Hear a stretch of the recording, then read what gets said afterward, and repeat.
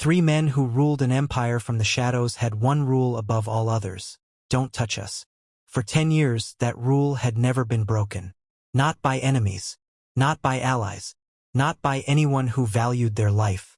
Then a maid walked through their door with a mop, a quiet hum on his lips, and absolutely zero idea what he was about to unleash.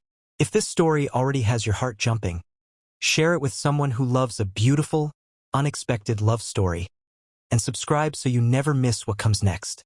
The moment Cyrus Vane's fingers accidentally brushed the back of Adrian Thorn's hand while reaching for the supply cart, something split open in the air between them. It wasn't thunder. It wasn't lightning. It was something older and quieter and far more terrifying than either. A pull so deep it lived below the bones, below thought, below every wall Adrian Thorn had spent 10 years building, brick by brick, with bleeding hands and absolute silence. Adrian yanked his arm back so fast the cart rattled against the hallway wall. Cyrus stumbled backward 2 full steps, his mop clattering against the floor tile, his eyes going wide and gold green, like sunlight caught in river water, and completely, utterly bewildered. I'm so sorry," Cyrus stammered, grabbing the mop handle like it was the only solid thing in the world. I didn't mean to." Adrian Thorn stood 6 feet 2 inches of absolute stillness. His dark hair was pushed back from his forehead. His jaw was a clean, hard line. His eyes, pale gray, the kind of gray that looked like winter sky over the ocean, were locked onto Cyrus with an expression nobody in this household had ever learned to read, because nobody in this household had ever survived long enough to study it twice. "Get out." His voice came out low, not loud, not angry exactly, just final, like a door closing with a soft click that still somehow shook the entire frame. Cyrus gathered the cart, gathered the mop, gathered what was left of his dignity, and walked in the opposite direction at a pace that was definitely not running but was perhaps the fastest dignified retreat a 23-year-old Omega had ever performed in dress shoes 2 sizes too big. He turned the corner, leaned against the wall, pressed one hand flat against his sternum, where something was humming. Not pain, not fear. Something warmer than both, and that was the problem, because Cyrus Vane had been hired 3 days ago by the Thorn Estate's housekeeper to clean floors and dust shelves and absolutely not feel warm things in his sternum because of the men who lived here. He knew who they were. Everyone in New York knew who they were. The Thorn triplets. Adrian, Dorian, Zephyr. 3 men, 1 face, or close enough to 1 face that strangers did double takes in doorways, who had, between the 3 of them, built the most quietly feared private enterprise operation on the eastern seaboard. They weren't loud about it. They didn't need to be. The Thorn name moved through certain rooms the way a cold wind moved through a cracked window. You felt it before you saw it, and by the time you understood what was happening, it had already rearranged everything. They were alphas, unmated, untouched, by choice, by iron will, by a history that nobody on staff ever spoke about above a whisper. 10 years. That was how long it had been since any of the 3 had allowed another person to make contact. Handshakes were done through gloves or declined entirely. Meetings happened across long tables. Staff kept 2 arms lengths of distance at minimum. That rule was in the employment contract, Clause 7, Paragraph 2, bolded. Cyrus had read the contract. He had absolutely read the contract. And yet the cart had rolled and his arm had reached, and Adrian Thorn's skin had been warm under his fingers for exactly 1.5 seconds. And now Cyrus was standing in a hallway that smelled like cedar and old money, trying to understand why his own hands were shaking. Not from fear, from recognition, like something inside him had been waiting very quietly, for a very long time, and had just heard its name called for the first time. "You lost." Cyrus spun around. The man in the doorway across the hall was leaning against the frame with his arms folded and one ankle crossed over the other, wearing a dark green sweater pushed up to the elbows and an expression that was different from Adrian's.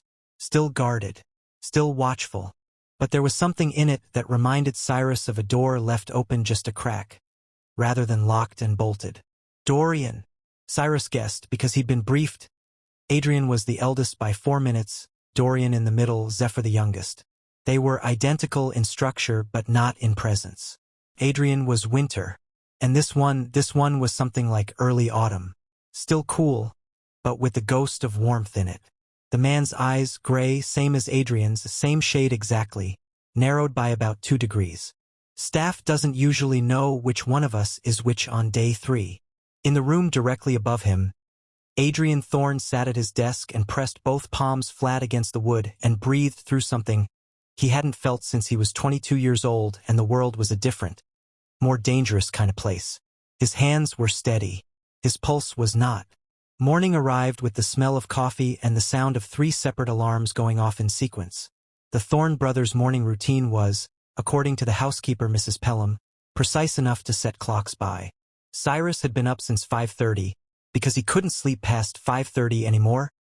Hadn't been able to since Tobias went missing 4 months ago, and every morning began with checking his phone for messages that never came. He was in the east sitting room with a dust cloth when Zephyr Thorn walked in at exactly 6:42 and stopped dead in the doorway.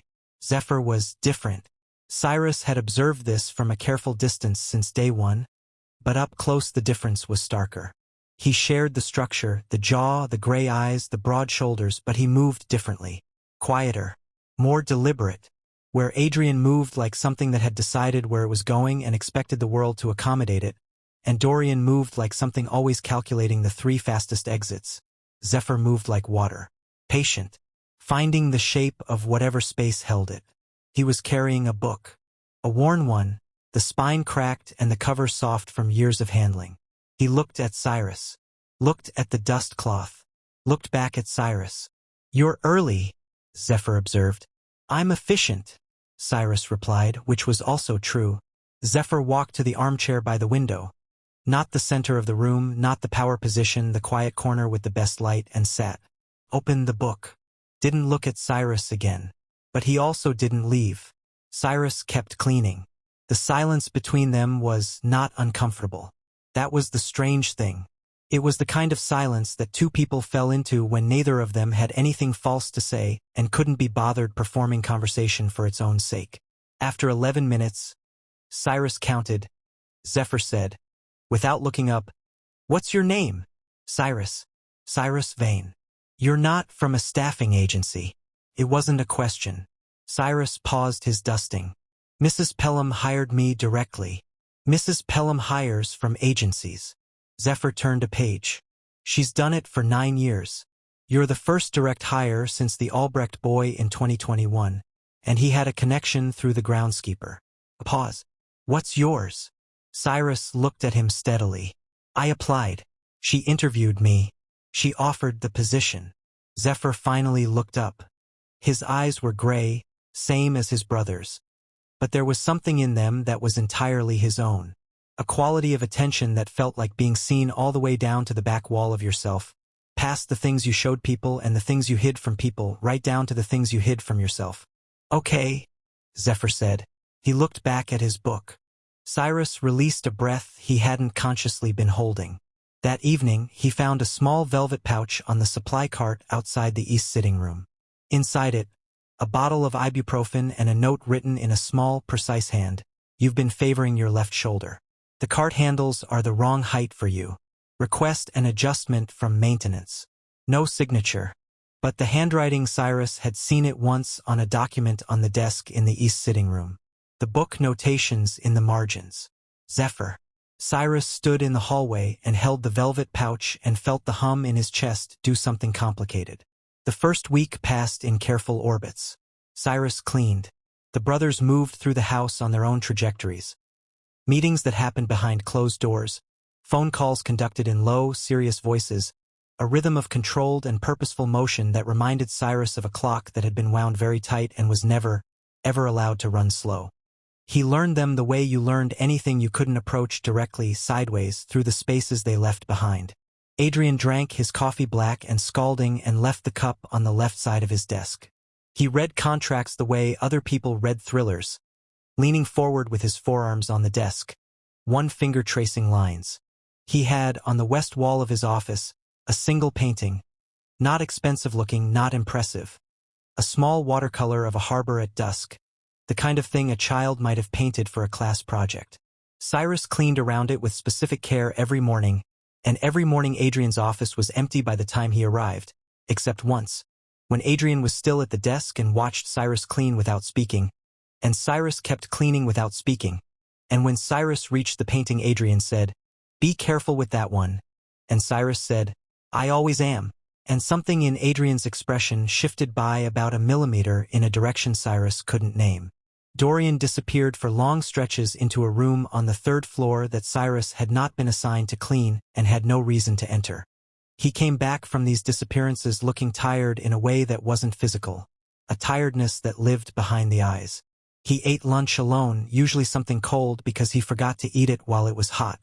He had, twice now, left small things near Cyrus's cart. Once a pair of rubber gloves in the correct size, because the ones supply kept stocked were too large.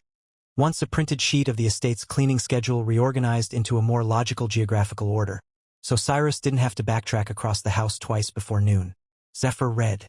Zephyr walked the grounds at dawn before anyone else was awake, which Cyrus knew because he was also awake at dawn and could see from the window in the supply closet the quiet figure moving through the garden in the gray early light. Zephyr also, apparently, cooked, or at least he prepared things that were not quite meals but were not meals either. Small plates of carefully assembled food that appeared in the staff kitchen once or twice with no explanation, enough for whoever was there. 3 men, utterly different, utterly the same. 3 men who had not been touched in 10 years, who kept their distance from everything warm like it was a matter of survival. And in ways Cyrus was beginning to understand that had been once. Something had happened 10 years ago. Something that had made touch feel like a threat. He didn't push. He didn't ask. But on Thursday of week 2, something pushed him. He was in the library. A proper library, 2 floors, dark wood shelves, the kind of room that made you lower your voice automatically. Returning a stack of books that had been left on various tables around the house. It was late afternoon. The light through the tall windows was going amber. He was on the rolling ladder, reaching for the upper shelf, when the ladder shifted on the track. Not dramatically, not catastrophically, just shifted about 3 inches to the right, and Cyrus's hand, which had been reaching, closed on nothing, and for 1 second he was at a very awkward angle with 1 foot off the rung. "I have you." The voice was directly below him. The hands, 2 of them, steady and sure, one at his upper arm and one at his waist, held him until he found the rung again and the ladder settled. He looked down. Dorian Thorn was looking up at him. And his hands, he seemed to realize about 1 second after Cyrus did, that he was still holding on. His face did something extraordinary. It went through about 7 distinct expressions in the span of 2 seconds. Shock, confusion, something that looked almost like panic, and then something underneath all of those that was quieter and more bewildered and looked like the face of someone who had just done something they told themselves they would never do and found that it had not, in fact, destroyed them. He let go, stepped back. "The ladder locks on the east track sometimes," he told the floor. "You should. There's a lever on the left side." "Thank you," Cyrus said carefully. Dorian nodded once, sharply, and walked out of the library at a pace that was also definitely not running. But he'd touched. He'd reached out and held on. He looked up when Cyrus walked in and immediately looked at him differently, with that quality of complete attention that saw all the way down, and said, "What happened?" "Nothing," Cyrus said. "Just tired." Zephyr watched him for a moment, closed his book. Cyrus. And it was just his name. Just 4 letters. But the way Zephyr said it, like it was something he'd been carefully holding and was finally setting down in a place where it could be seen, made Cyrus's throat tighten in a way that had nothing to do with fear and everything to do with the specific ache of being known. "I'm fine," Cyrus said, quieter. Zephyr nodded slowly, opened his book again. But he didn't read. He sat with the open book and didn't read it, just held the space, and Cyrus cleaned the room in silence. And the silence was the kind that said, "I'm here when you're ready," without saying anything at all. That week something else changed. There was a man. Cyrus had seen him twice before, tall, dark-haired, with the kind of stillness that felt earned rather than natural, and eyes that were green gold and sharp and moved through a room like they were cataloging it. His name, Cyrus had gathered from overheard conversation, was Sebastian Ward. He caught himself. No, he'd been given a name. Leander Cross. That was it. Leander Cross, Adrian Thorn's most trusted lieutenant. The man who had been with the Thorn operation for 7 years and knew more of its workings than almost anyone outside the 3 brothers themselves. Leander Cross was an alpha. Cyrus had known this instinctively from the first time they passed in the hall. the particular quality of presence, the way the air organized itself differently around him. What Cyrus hadn't fully understood, until he watched Leander watch Adrian across the dining room at a working dinner where Cyrus was serving refreshments, was the other thing. Leander was in love with Adrian Thorn. Not with any of them specifically, or maybe with all of them, the way you loved something you'd been loyal to for so long it became part of your identity. But Adrian especially. There was something in the way Leander's composure, usually impeccable, developed a single hairline crack when Adrian entered a room. A thing in the eyes, a thing in the hands, a stillness that was different from the professional stillness. Leander had looked up from that watch and found Cyrus watching him. His expression had smoothed immediately into something perfect and polite and empty, but Cyrus had seen underneath it. And now, walking back to the kitchen with the empty tray, Cyrus understood that the situation was significantly more layered than he'd estimated. There was an alpha in this house who had been watching and waiting and loving from a careful distance, and that alpha had just noticed that something between the brothers and the new maid was changing. Hope lives here, right in the middle of this story, because what's about to unfold is the part that will make your jaw drop and your heart squeeze all at once. Subscribe now and share this with someone who deserves a love story that fights for itself.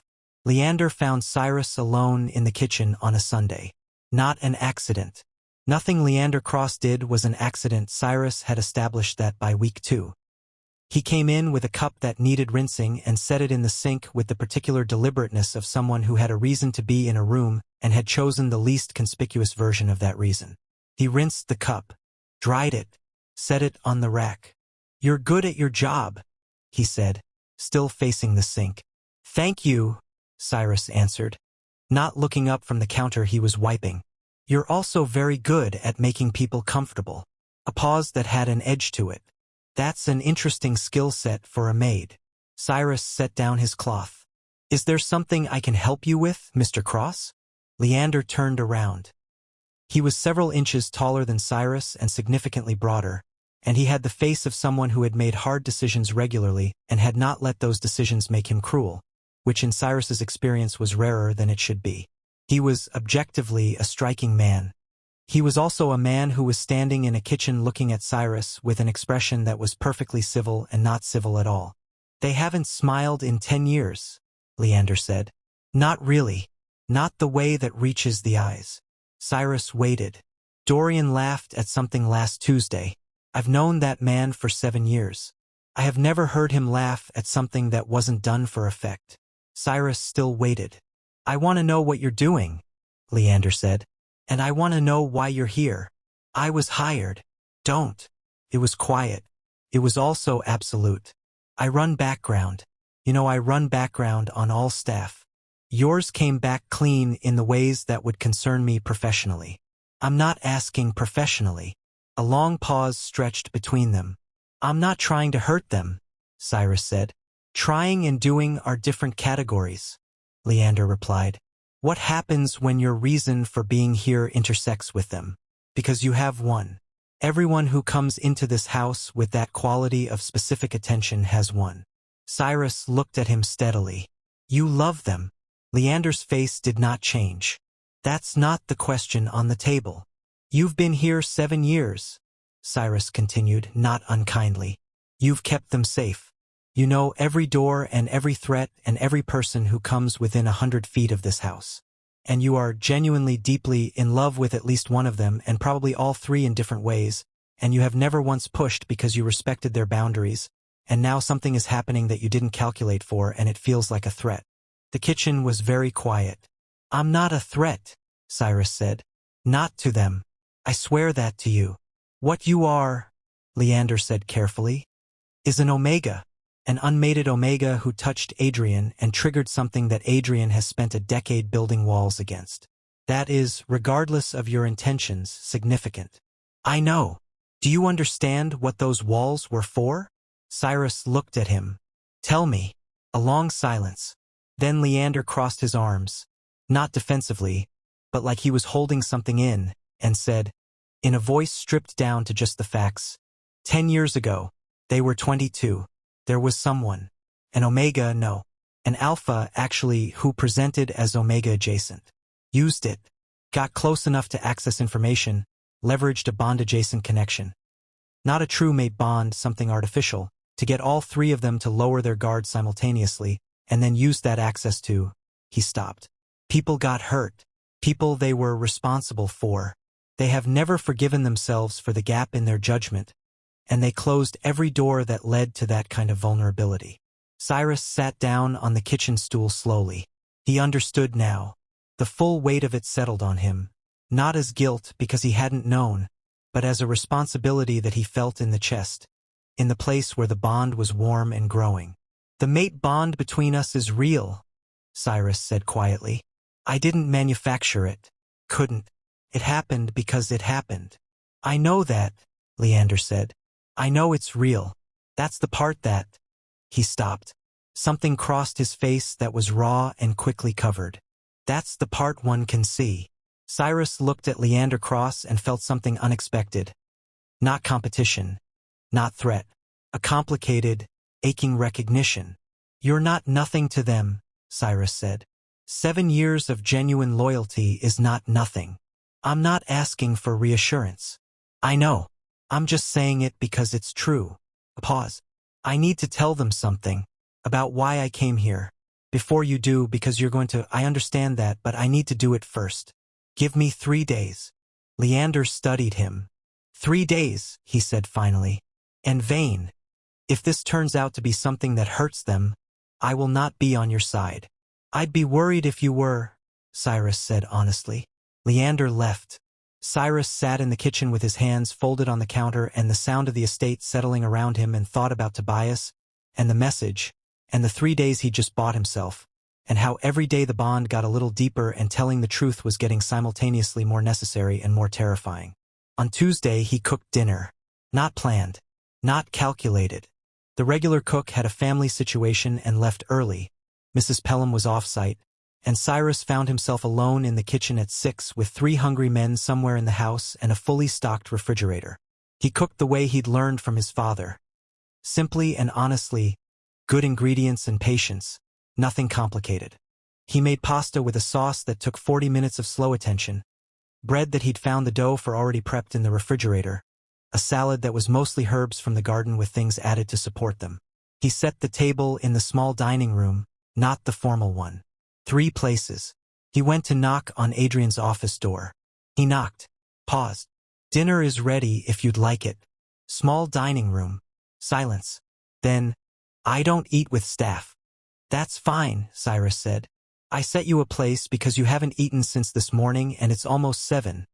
But I can leave a plate outside the door if you'd prefer. A longer silence. The small dining room? Yes. Adrian came down for dinner.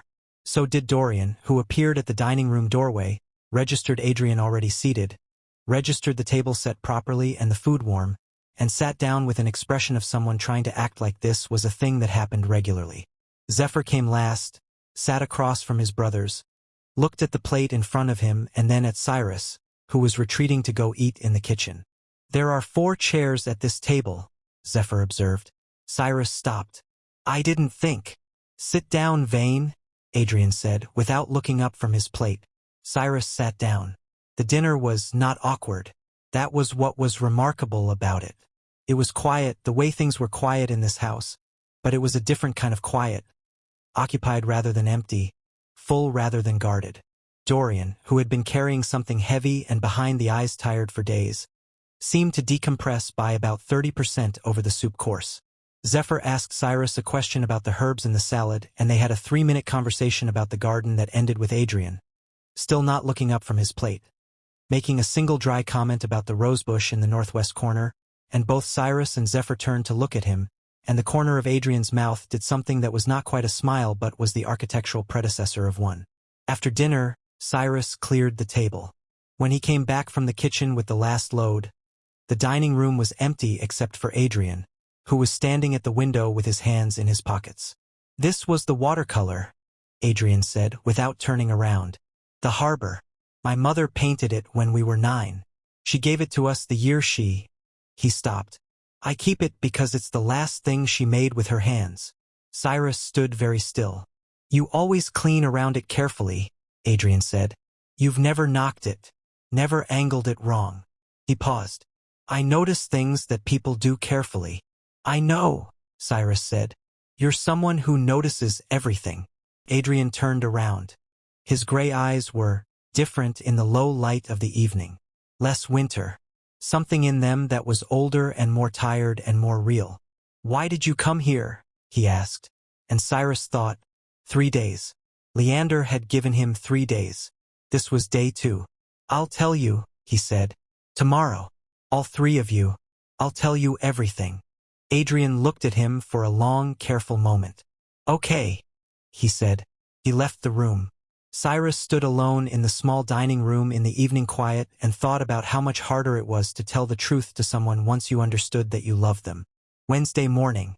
Cyrus had asked Mrs. Pelham for a meeting with all 3 brothers. Mrs. Pelham had given him her most complicated look yet, the one that contained approximately 15 sentences she had chosen to compress into a single expression, and arranged it for 10 a.m. in the study. He arrived at 10 and all 3 were already there. Adrian was standing. Dorian was seated in one of the leather chairs with his elbows on his knees. Zephyr was by the window in the way that was the corner, the light, the patient presence. Leander was also there, standing near the door, arms crossed, which was technically neutral and also clearly a statement. Cyrus had prepared what to say.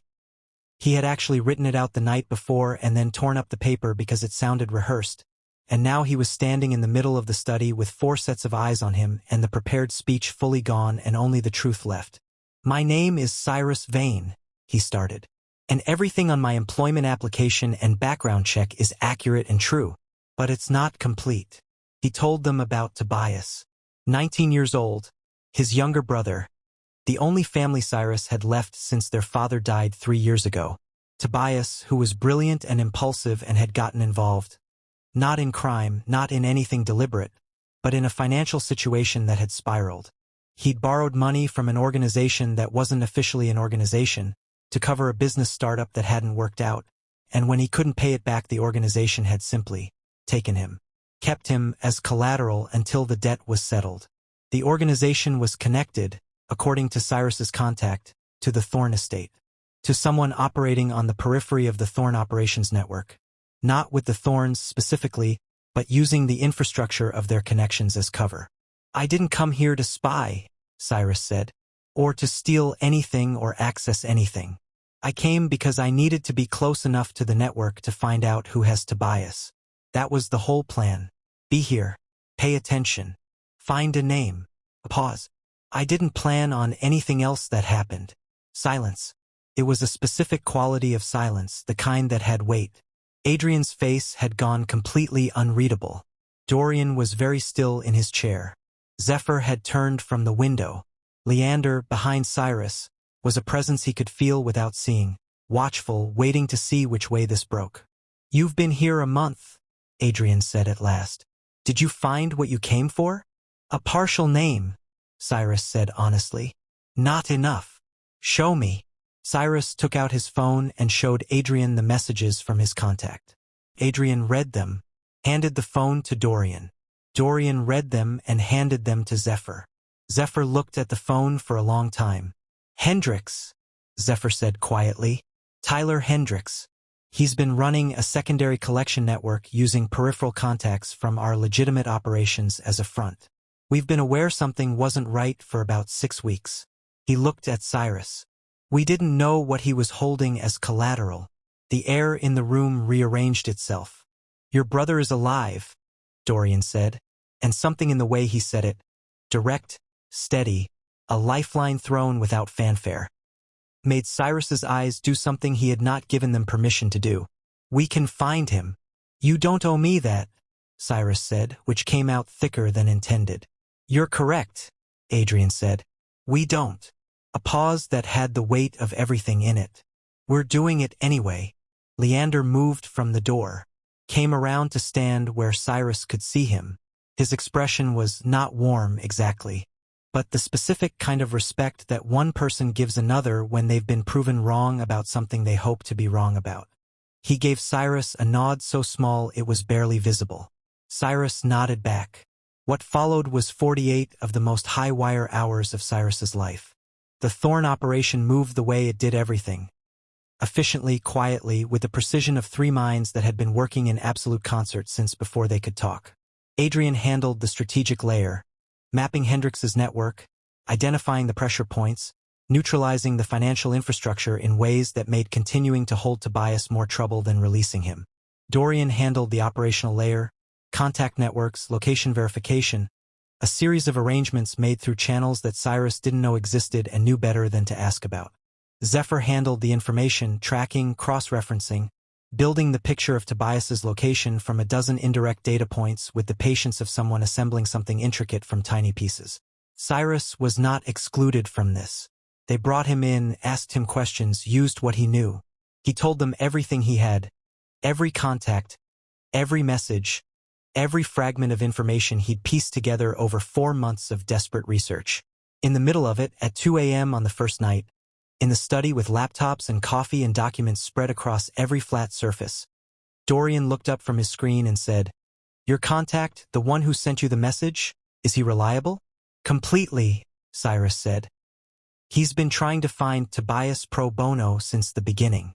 He was Tobias's professor. He feels responsible." Dorian nodded. "Get him on the phone." 3 hours later, they had a confirmed location. At 6 a.m., when gray dawn was coming through the study windows, Adrian stood and stretched and looked at Cyrus and said, "We move at 9. Are you ready?" "Yes," Cyrus said. "You're not coming," Adrian said, in exactly the tone that expected the argument. "He's my brother," Cyrus said, in exactly the tone that wasn't an argument but wasn't a surrender either. Adrian looked at him for a long moment. "You stay with Zephyr," Adrian said finally. "At all times." They found Tobias at 11:43 in the morning, in a rented apartment on the west side that Tyler Hendrix had been using as one of several holding arrangements. Tobias was not harmed. Uncomfortable, frightened, exhausted, but not harmed. The arrangement collapsed as quickly as the Thorns had designed it to, because the financial infrastructure holding it up had been quietly dismantled before they arrived, leaving Hendrix with no leverage and no purpose for his collateral. Hendrix himself, Cyrus did not see apprehended. What he knew was that the matter was handled in the way that things in the Thorn operation were handled, completely, permanently, and without theater. Tobias, wrapped in a blanket in the back of an SUV with Cyrus's arm around him, said with the frankly unshakable perspective of a 19-year-old who had been through something terrible, "Are these the Mafia guys?" "They are not Mafia guys," Cyrus said, because that was the sentence available to him. "The tall one is really scary. That's Adrian. He gave me his jacket." Cyrus looked across the vehicle at Adrian, who was looking at the window with the expression of someone who had definitely not just given a frightened 19-year-old his jacket and was under no obligation to discuss it. The thing in Cyrus's chest, the bond, the hum, the warmth that had started with one accidental touch in a hallway, expanded into something that didn't have a clean name in any language he spoke. It was full and aching and certain, the way the first light after a long dark is certain. Not surprising, not sudden, but absolutely inevitable and absolutely right. The next 3 days were quiet in the way that follows intensity. Tobias was installed in a guest room. This was Zephyr's doing, arranged while Cyrus was still processing the drive home, with the matter-of-fact generosity that Zephyr applied to care the way other people applied it to transactions. He was there until he was ready to go back to his own life, and that was that. Cyrus went back to work. Not because anyone asked him to. Not because he needed to earn his place. But because cleaning this house had become, somewhere in the last month, something that felt true to him. An act of care for something he cared about, which was the only kind of cleaning that had ever felt like more than a task. On the first quiet morning after, he was in the east sitting room, Zephyr's room, the corner and the light, and Zephyr was there in his chair, and they drank coffee in their established silence for a few minutes before Zephyr said, "The bond." "Yes," Cyrus said. "You felt it from the beginning. From the first second." Zephyr was quiet for a moment. "I don't have Adrian's discipline about things that feel dangerous. I also don't have Dorian's analytical approach to things he doesn't understand yet. I just sit with things until I understand them." A pause. "I've been sitting with this for a month. What do you understand?" Cyrus asked. Zephyr looked at him with those gray eyes that went all the way down. "That you're not a threat," he said.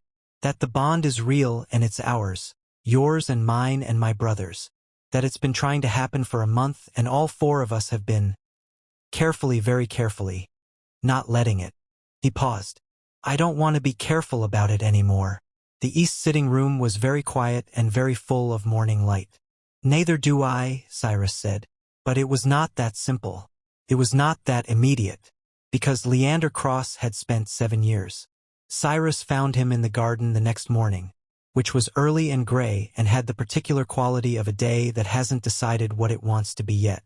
Leander was standing at the old rosebush in the northwest corner, which had, true to Zephyr's claim, produced 3 new buds in the last week.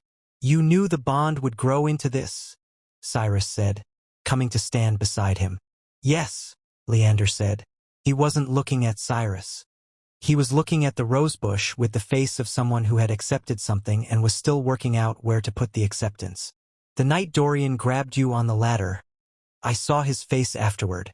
I've been watching his face for 7 years. I knew what it meant. Leander, I'm not asking for your sympathy, Leander said, sharp and then softer. I'm not.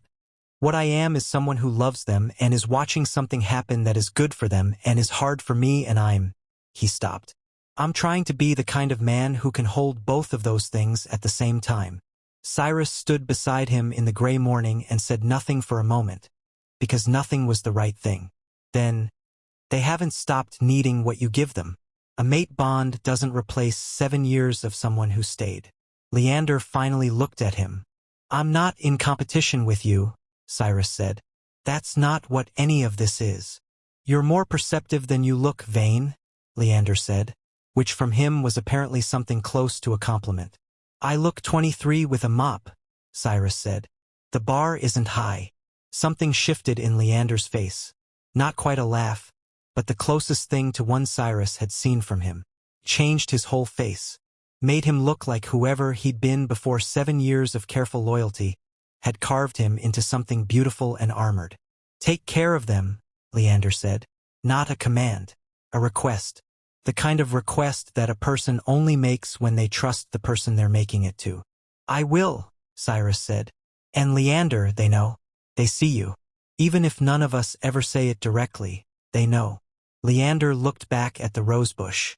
Nodded once, slowly, like a man settling something inside himself. The 3 conversations happened differently because the 3 brothers were different and love, real love, the non-cliché kind, understands that different people need different things and meets them there. With Zephyr it happened first, and it happened in the garden at dawn because that was where Zephyr was most himself. Quieter even than usual, his whole presence eased into something unheld. He had the book but he wasn't reading it, and when Cyrus came and sat on the bench near the rosebush, Zephyr set the book down and looked at him with something that was simply present. No performance, no calculation, just a man, looking at another man, with the full weight of his attention and nothing hidden behind it. I haven't let myself want something for a long time, Zephyr said. Not the way I want this. What is this? Cyrus asked, not because he didn't know, but because he wanted Zephyr to have the experience of saying it. Zephyr looked at the garden. The early light moving through the leaves, the rosebush with its new buds, the whole quiet world of the morning, and then looked back at Cyrus with eyes full of something unguarded and warm. You, he said simply. This, whatever this is growing into. They didn't close the distance between them in a dramatic way. It was a gentle thing. Zephyr reaching over and placing his hand over Cyrus's on the bench, deliberate and unhurried, the way someone touches something they have been wanting to touch and are finally allowing themselves to. The mate bond, which had been a hum for a month, became a chord, richer, fuller, resolved. Zephyr's hand was warm and steady. Cyrus turned his hand over and held on. With Dorian it was different. It happened in the library, which was Dorian's room the way the garden was Zephyr's. Not because he spent the most time there, but because of what he was in it. The analyzing, careful, always calculating quality softened in the library. He moved differently among books. Slower. More like himself than his function. He had been distant for 2 days after the Tobias situation. Not cold, not retreating back behind the old walls, just processing. Dorian processed things by going very quiet and then coming back with everything sorted. Cyrus had learned this about him. He came back on Thursday evening while Cyrus was returning the last stack of books to the upper shelves on the ladder, the one that sometimes shifted, which Cyrus now knew how to lock properly. Dorian came in and saw him and stopped in the doorway, and in his face was the very clear memory of the last time this had happened, and the very clear awareness of how different he felt about it now. "I owe you an honesty," Dorian said. Cyrus descended the ladder and turned around. "You don't owe me anything." "I do." Dorian came further into the room, hands in his pockets. "When I grabbed you on the ladder, that day it wasn't just instinct. It started as instinct, but I knew. The second I had my hands on you, I knew it was the bond and I knew it was real and A pause. I let go. And then I went to my room and sat in the chair and spent about 2 hours being furious at myself for letting go." Cyrus looked at him. 2 hours, he said. "About 2 hours, yes. What were you furious about specifically?" "That I let go," Dorian said, with a precision that was entirely Dorian. "Not that I'd grabbed on. The grabbing on part." He paused. "That part felt correct." Cyrus smiled, slowly, the kind of smile that came from somewhere genuine. Dorian watched the smile happen and something in his own expression changed.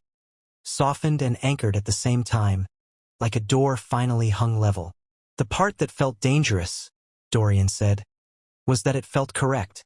That's been the dangerous thing for 10 years. Things feeling correct and then..." He stopped. "We were wrong about the feeling once. It cost us something we couldn't get back." "I know," Cyrus said. "Leander told me." Dorian looked at him sharply.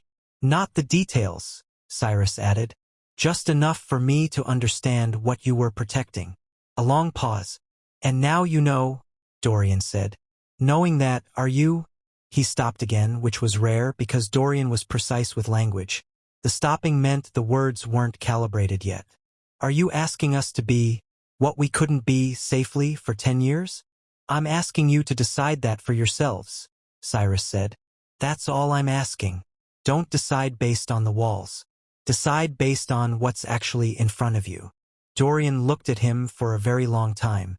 Then he uncrossed his arms and walked across the library and stopped in front of Cyrus, close enough that the bond was a warm, clear presence between them, and looked at him with eyes that were gray and tired and more alive than Cyrus had seen them.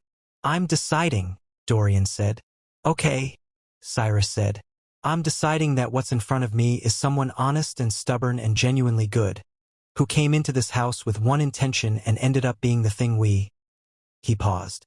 "The thing I—" "You can say it," Cyrus said gently. "The thing I needed," Dorian finished. "Not grand, not ornamented, just true." He put his hand on Cyrus's shoulder, deliberate, unafraid, and the bond between them clicked into its full shape. Adrian was last, and Adrian was the hardest, and Adrian was also the most important, and Cyrus had been patient about this because patience was what Adrian understood. He came to find Cyrus on Sunday evening, which was significant because Adrian did not seek people out. It was a rule he kept. He let people come to him, he controlled the terms, he maintained the architecture of approach. Coming to find someone was a vulnerability, and Adrian Thorn did not do vulnerability by accident. Cyrus was in the small dining room, just sitting, with a cup of tea he'd made for no particular reason. The house was quiet. Tobias had gone back to his own apartment 3 days ago, well supplied and gently lectured by Zephyr about financial decisions, and the estate had settled back into its rhythms, but different rhythms, warmer ones. Adrian came in and sat across from him. For a full minute he didn't speak. Cyrus waited because with Adrian, waiting was an act of respect. "I was 22, Adrian said at last. His voice was flat and even and very controlled, which was how he talked about things that mattered the most. Stripped of inflection the way you strip things of weight when they were too heavy to carry with decoration.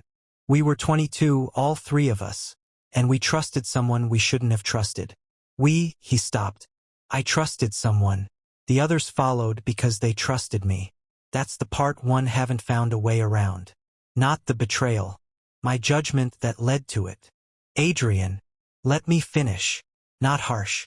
Just necessary. I decided after that I would not be a risk factor for the people I was responsible for. That meant keeping distance. From everyone. Eliminating the variable of feeling. If I don't let anyone close enough to matter in that specific way, no one gets hurt because of my... He paused. Because of my wanting things I shouldn't. Wanting things isn't a flaw, Cyrus said. Wanting the wrong things is. You didn't want the wrong thing, Cyrus said. You wanted connection. You were given a counterfeit. Those are different categories. Adrian's jaw moved. That's a very careful distinction. It's a true one. Silence. You're 23, Adrian said. You walked into this house with a mission and a secret and accidentally fell into something neither of us planned. And you... His voice dropped by one register. You cooked dinner and you cleaned around my mother's painting, and you told the truth when telling the truth was the harder option. And you... He stopped. His hands were on the table. Cyrus looked at them. Still controlled, the hands of a man who had kept everything inside for 10 years. Adrian, Cyrus said quietly, you can want this. Something in Adrian's face, the thing that had been held and held and held for 10 years, released. Fractionally. One fraction of the whole vast holding. I know, he said. His voice had something in it that Cyrus had not heard from him before. Raw, not performed. The sound of something true being said by someone who hadn't said a true thing in a very long time. That's what scares me. I know I can. He exhaled. I do. Cyrus reached across the table.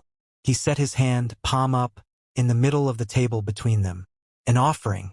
Not a demand. Not a pull. Just there waiting. Adrian looked at the hand for a long, long moment. Then he put his hand in it. The bond completed, the whole of it, all 3 threads gathered into one. The 4-part cord of it resonating through every part of Cyrus that had been waiting, without knowing it was waiting. Since the first morning he'd woken up in this house with something humming in his chest and no name for it yet. Adrian's hand was warm and strong and held on with the grip of someone who had decided something and would not be undecided. Neither of them spoke. They didn't need to. What grew from there was not dramatic. It was small and real, the way the truest things were, built from daily moments rather than declarations, from the accumulated weight of ordinary time spent with extraordinary care. Adrian left the light on every evening now, but it wasn't a message anymore. It was just what he did, a habit of warmth that had replaced a habit of distance. He still said little, still moved through rooms with the certainty of someone who had decided where they were going. But the certainty had warmth in it now, an undertow of ease that hadn't been there before. He began coming to the small dining room for dinner consistently, and at dinner he was different. Not unguarded exactly. Adrian would never be unguarded, it wasn't in his structure, but opened. Slightly. In the specific ways that were his. He began teaching Cyrus chess. Not because Cyrus had asked, but because he'd noticed Cyrus staring at the board in the library once with the particular expression of someone who wanted to understand something and didn't know how to start, and Adrian had simply sat down across from him the next day and moved a piece and looked at him expectantly. They played 3 times a week now. Cyrus lost consistently and had started, in the last week, losing by narrower margins. Dorian took Cyrus to the farmer's market on Saturday mornings. This had started as a practical expedition. The regular procurement had a gap in fresh herbs, and Cyrus had mentioned that there was a good market 4 blocks away, and had become a standing arrangement that neither of them acknowledged directly as a date but was definitely, structurally, a date. Dorian bought things with the focused attention of someone trying to understand a new language and was surprisingly delighted by unusual vegetables. Cyrus had discovered that making Dorian genuinely surprised was one of his favorite activities in the current world. Because Dorian's face when surprised did something open and young that was entirely different from his usual precision.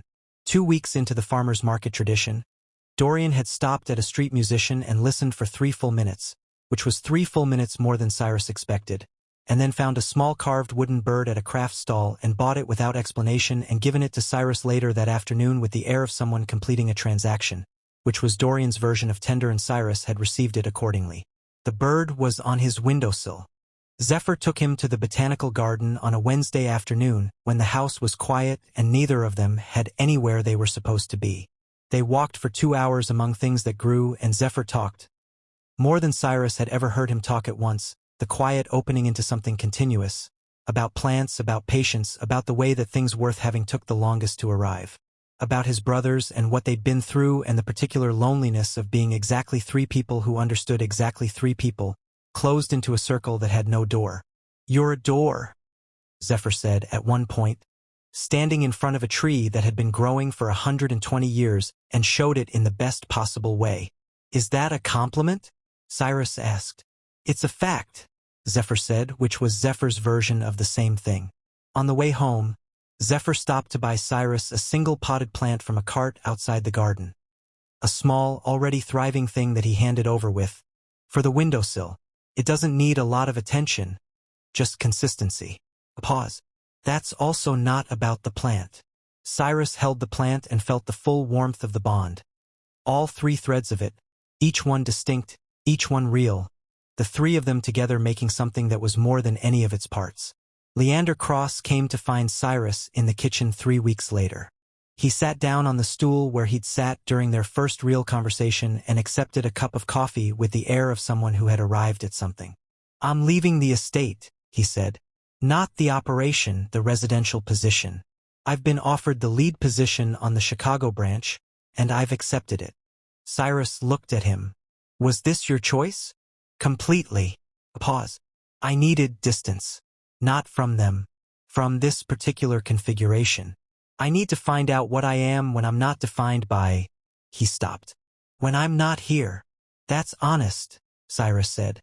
"I'm learning from you," Leander said, which was, from Leander, an extraordinary thing to say. Cyrus held his coffee cup in 2 hands. "They'll miss you." "I know." Leander's mouth did something complicated. "That's also fine. People can miss each other and still be where they need to be." "Are you okay?" Cyrus asked because it was the direct question, and Leander, he had learned, respected directness. A long pause. "I will be," Leander said. He looked at his coffee. "I'm proud of the kind of person I am in this. I thought I'd be more afraid of being—" He searched for the word. "Outdistanced. But I'm not. I've been—" Another pause. "Watching you with them has made me understand what I want. Which is something. That's worth something." "It's worth a lot," Cyrus said. Leander stood, held out his hand. Cyrus shook it. Properly, firmly, the handshake of 2 people who had started as adversaries and had become something that didn't have a clean name but was built of mutual respect and honesty and the particular warmth of being understood by someone who had every reason not to understand you. "Take care of them, Vane," Leander said. "Take care of yourself, Cross," Cyrus replied. Leander left the kitchen. From the window, later, Cyrus watched him say goodbye to the 3 brothers in the driveway. Adrian, who clasped his shoulder and held the grip a beat longer than was professional. Dorian, who said something that made Leander's face do the real thing, the face beneath the face. And Zephyr, who simply put his hand briefly on Leander's back and let it rest there for a moment in the way Zephyr expressed the things that were too large for words. Then Leander's car pulled out of the drive. And Cyrus stood at the kitchen window, and the 3 brothers came back inside, and the estate settled around all 4 of them. Him and the 3 men who had been closed to the world for 10 years and had, one slow impossible degree at a time, opened, and it felt like the beginning of something. Not a fairy tale. Not a perfect thing. A real thing, imperfect and hard one, and entirely worth every complicated step it had taken to get here. A month later, on a Sunday that had no particular significance except that it was warm for April and the northwest rosebush had bloomed, all 4 of them ended up in the garden at the same time. Not planned, just the particular gravity of people who were drawn to the same spaces now. Cyrus was standing at the rosebush. Zephyr came and stood beside him. Dorian arrived with cold coffee and gave it to Cyrus without comment, keeping his own. Adrian stood slightly apart with his hands in his pockets in the way that was his version of being fully present. "It's blooming again," Cyrus observed. "Told you," Zephyr said. "Do you talk to it?" Dorian asked, with the precise tone of someone who was sincerely asking. "I water it consistently," Cyrus said. "That's what it needed." Adrian, from his slightly apart position, looked at the rosebush and then at Cyrus, and in his gray winter eyes was the thing that had been building for 4 months. The warmth behind the weather, the light under the ice, and he said, in the quietest voice Cyrus had heard from him, "That's what we needed too." Nobody argued with this. The rosebush bloomed in the April morning. The 4 of them stood in the garden together, and it was exactly enough. For men found something in this story that most people spend a lifetime looking for. Not a perfect love, but a true one. the kind that waits through walls and grows through honesty and holds on even when holding on is the most frightening thing in the world. If the story moved something in you, share it with someone who needs to believe that the right kind of love doesn't break you open. It builds you whole. Subscribe to this channel and press the notification bell, because the next story is already waiting for you, and it is worth every second of your time.